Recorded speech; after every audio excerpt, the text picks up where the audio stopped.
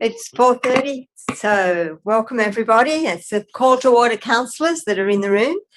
And while we're getting comfortable, I'll just ask everyone present if they would turn their mobile devices to silent.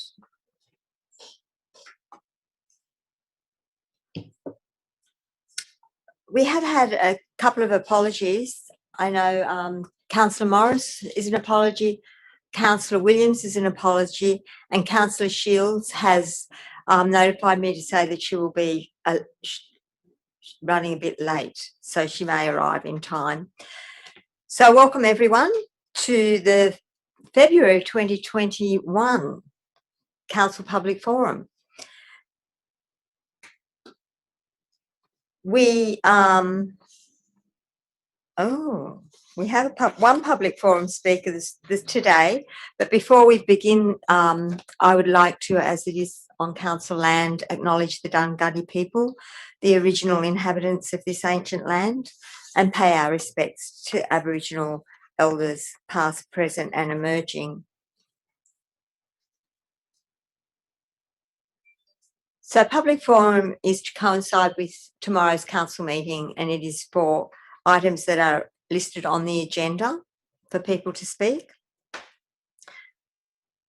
The public forum is a requirement that I advise this is being live streamed, so I need to advise all present that public forum is being live streamed, and your attendance at this meeting is taken as consent to the possibility that your image and or voice will be recorded, broadcast to the public via our live stream.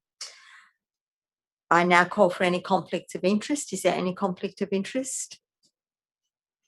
Councillor McGinn. Just with regards 11.1, non-pecuniary, non-significant conflict regarding one of the matters in the confidential, as I'm friends. Yeah, okay. And that's in relation to the whole agenda, as we've only got one public forum speaker, so yeah. Yes, thank you. The General Manager will outline the guideline for public forum, so if the General Manager would like to do that now. Thank you, Madam Mayor. Our public forum allows people to address items on the agenda. We do have one speaker tonight. The guidelines allow for any speakers to speak for 5 minutes on that subject. There will be a time you'll see on the screen that will count down. There will be a beep happen with 1 minute to go. The public speaker will ask you to remain at the lectern, as councillors may have questions. Should you be asked questions, there's another minute per question to actually respond to those questions. We ask that all comments relate to the matter that is actually on the agenda and being addressed. Refrain from any derogatory comments in relation to councillor, staff or other members of the public. And that would be the main points.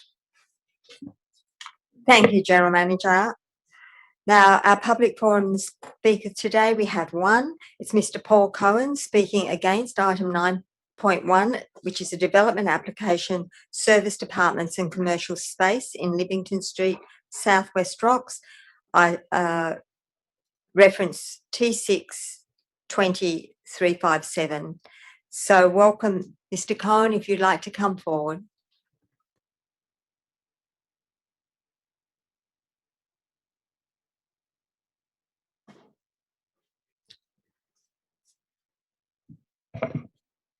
Good afternoon, Mayor Campbell. Good afternoon, councillors. My name's Paul Cohen. I'm a qualified urban and regional planner with more than 35 years' experience in development control, heritage management and planning policy. I'm also a Life Fellow of the Planning Institute of Australia. During the project, I've acted as a planning consultant to Elementa Proprietary Limited. Essentially, the building shown in the development application has not changed since it was first discussed with Council in April 2018, almost 3 years ago. Details have been refined in consultation with Council staff, but the building has always had a ground level and 5 stories, although it is now nearly 2 metres below the original height proposed. The DA for the project was lodged on the 17th of September 2020, not late October as purported. After the expiration of the prescribed period, Elemata did not pursue any avenue of review because until December last year, there had been helpful exchanges between Elemata and council planning staff that encouraged Elemata to address issues raised by the council planning staff and to continue to develop the design to the point of DA submission. There was no mention of a draft planning strategy for Southwest Rocks during these discussions. Otherwise, it would have been given full consideration in the Statement of Environmental Effects. But having read the part of this planning strategy concerning Southwest Rocks, I'm satisfied that the proposal is consistent with the broad goals of the strategy. In developing the design of the building and its siting, specific attention was paid to ensuring the tenacity principles of view sharing embodied in the Kempsey Development Control Plan were observed. And I invite your attention to Annex D of the Statement of Environmental Effects, which summarises the analysis of view sharing in this case. The shadow diagram submitted included shadows cast by the proposed building and adjacent buildings, which may have given an impression of a much larger shadow than actual. The actual shadow cast in each case is shown inside the dotted red line on the drawing. The building does not impact adversely on the privacy of adjacent residential areas. The interface distance with adjacent buildings is larger than required by SEPP 65. The nearest building, Travellers Palms, is not residential, and overlooking areas are entrance balconies. The overlooked areas on Point Bryna building are not main living areas, but windows of sleeping and ablution areas. And I invite you to look at the photo of page 25 of the councillor's report. The interface distance to other adjacent buildings in the precinct are too great to be reasonably considered as creating an intrusion into residential privacy. Respectfully, I disagree with the Heritage Consultant's assessment. Chapter B13 may include the subject land in a large general heritage precinct, but Chapter D1 specifies a P4 heritage precinct which excludes the subject land.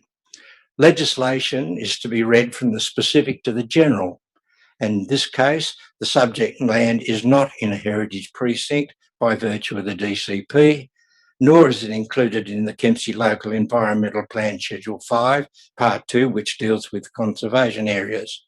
The houses are not included in the Local Environmental Plan Schedule 5, Part 1 heritage items, or even the heritage as the Southwest Rocks heritage brochure, which includes Livingston Street. I'm confident the buildings would not satisfy any of the New South Wales Heritage Council built environment registration criteria. Whatever the future holds, this DA must be assessed on what is presently prescribed, not something that may or may not come to pass. Finally, the building is dedicated to accommodating visitors and tourists in a time when tourist accommodation is dwindling nationally. Elemata is prepared to covenant its development to ensure that its building is not lost to the tourism industry. Elemata would be grateful if you would consider the matters I've briefly raised before coming to your decision in this matter. Thank you. Thank you very much, Mr. Cohen. Is there any questions, councillors? There's no questions. So we thank you for coming and speaking this afternoon. So thank you, councillors. That concludes public forum for this evening.